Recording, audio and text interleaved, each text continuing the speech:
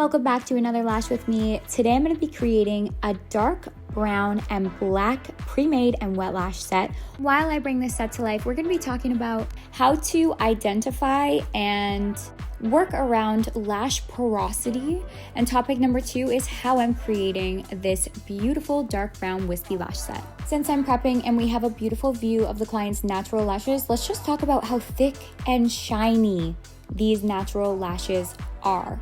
When I see a client's natural lashes that look like this, they're wiry, they're thick, they have bounce to them. Like when I move them, they just instantly go pew and bounce back. They have resistance, they have strength, and they have a crazy amount of shine.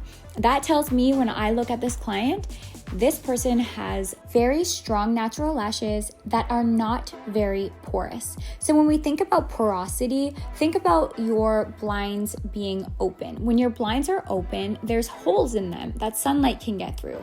Think about that with really brittle or weak looking natural lashes.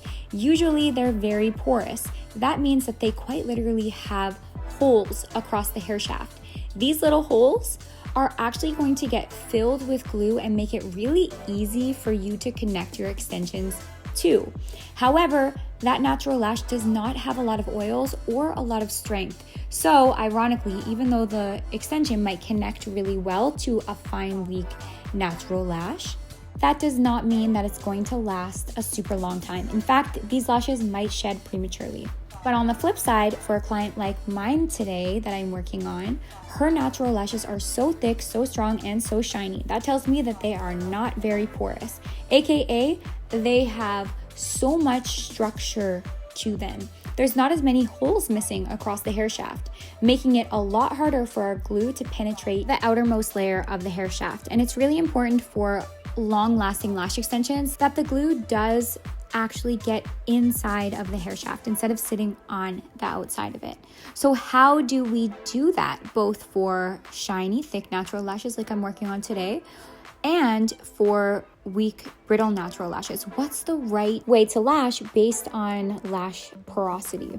Start with weak, brittle natural lashes. So anytime I see lashes that look really dry, they're really fine, they don't have a lot of structure to them, lashes that look like this, that tells me you completely skip a primer. Absolutely no primer on that client because it's just gonna dry the lashes out even further. And we do need a little bit of moisture in the natural lashes in order for the glue to stay consistent, to work its best. Believe it or not, that's really important. And then for clients who have moderate to normal natural lashes, like your average client, start with Super Bonder instead of primers. And the reason why we use Super Bonder instead of primer for normal textured natural lashes that don't provide any resistance when you're working on them, that is because it's a more gentle way of gently opening the cuticle while also creating curing properties. So your lashes will actually act more magnetic and they'll have instant curing effects. So as soon as you drop it, it's going to connect very magnetic-like. But now for clients like mine today. So the reason why I'm making this video and talking about this topic today is because I started with Super Bonder just because I was in a flow of just my regular lashing state.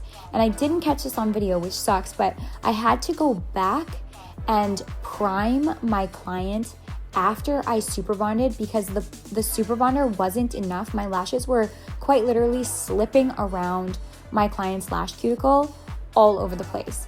It was so slippery and so hard to lash her. I wasn't able to make a good magnetic connection.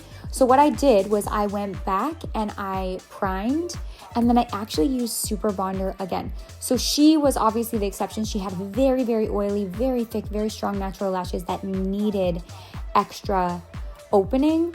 So using primer first is ideal, and then Super Bonder second was actually the perfect formula for this client because the lashes just connected so magnetically. But without these products, there's a 0% chance that I would have been able to lash as fast or as effectively as I did, and my retention unfortunately likely wouldn't have been as good either.